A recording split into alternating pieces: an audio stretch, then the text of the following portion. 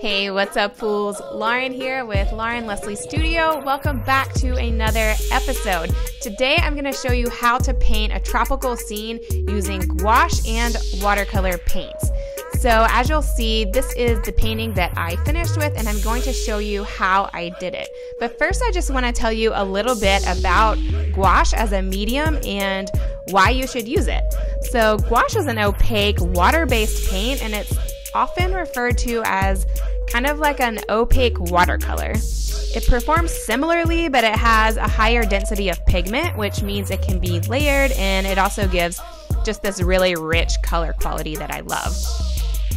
So I personally kind of like to use a mix of gouache and watercolor paints in one piece, and that's what I did in this tropical scene. So if you can see my palette, this is actually a mix of gouache and watercolors. So the paints that you see kind of floating up to the top that are very smooth, those are actually watercolor paints, and the paints that you see that are kind of sunken in and crackled, that's gouache. So you can see a real difference. So you know what you're using when you have gouache and watercolor paints all in one palette. But you can re-wet the gouache just like you can with watercolor and reuse it, or use it over and over again. So the paper that I'm using, I also wanted to explain to you guys. I personally love the cold pressed paper because it has a nice texture to it, and it allows me to control the placement of my paints in water rather than it just kind of moving around the page in a way that I don't want. So I'm using a smooth watercolor brush on thick cold pressed watercolor paper. So my paper is glued around on all four edges, which helps avoid wrinkling and warping of the paper as it's getting wet, which you'll see in a second as I'm painting. So I buy the Winsor Newton gouache paints, and you'll see a difference in the quality between cheap and expensive paints. So I really recommend going with a little bit more of an expensive quality. I really recommend Winsor and Newton. Gouache paints should last you quite a long time, so it's just better to make the investment in higher quality paints. And if you can't make a big investment up front, then I would just recommend starting with a primary set of black, white, blue, red, and yellow, which is just your primary colors, and black and white.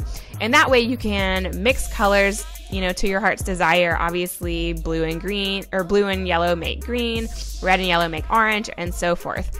But if you already own watercolor paints, then you can do what I did, and you can just supplement watercolors for any missing gouache colors as you're learning how to use the gouache paints and just seeing if you really even like it as a medium to start with. Okay, so gouache kind of has this velvety matte finish and a quick dry time, and it can be modified, like I said, by adding water back to the dry paint. It kind of has a flat quality, which makes it an ideal medium for illustration as well as fine art. I personally like to use a mix of gouache and watercolor paints in one piece, like I mentioned earlier.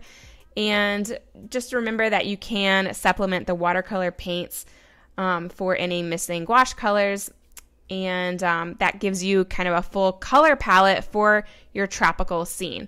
So I'm actually on my honeymoon here as I'm painting this, and I just set up my iPhone with a tripod and did a time lapse of me painting this, which was really cool. So I started out by sketching with watercolor pencils onto the page, and I wanted this maximalist tropical scene.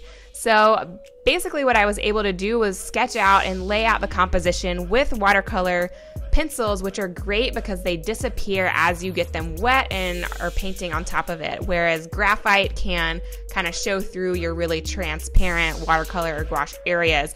Gouache will cover it better than watercolor will, but like I said, I was using both for this project. And so basically I laid out my scene with watercolor pencils and then just filled in using gouache and watercolor paints.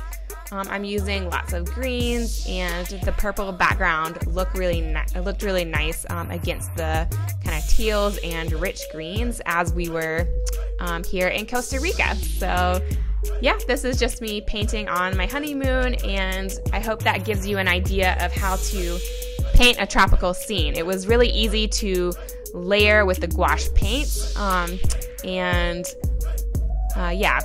kind of mapping everything out with the watercolor pencils really helped, and I was able to kind of see what leaves I wanted to bring forward, what I wanted to bring in the background, and help me layer different motifs within the design. So as you can see, this is the final piece. I was really happy with it, and now it is time to go swim. So make sure you like this video, leave me a happy comment, and look down in the description to get your freebie. Please share any other ideas that you have about using gouache or watercolor paints. Leave me a comment, and if you have any other tips, I would love to hear it, as I'm always open to learning new things. Click the bell to get notified for my next video, and if you are an artist or designer, I would love to invite you to join my private Facebook group called the Design Tribe.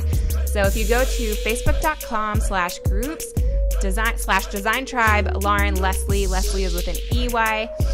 We are just a community of designers and small business owners sharing design tips and business growth strategies to grow online as artists. So thank you guys so much for watching. I'll see you in the next video.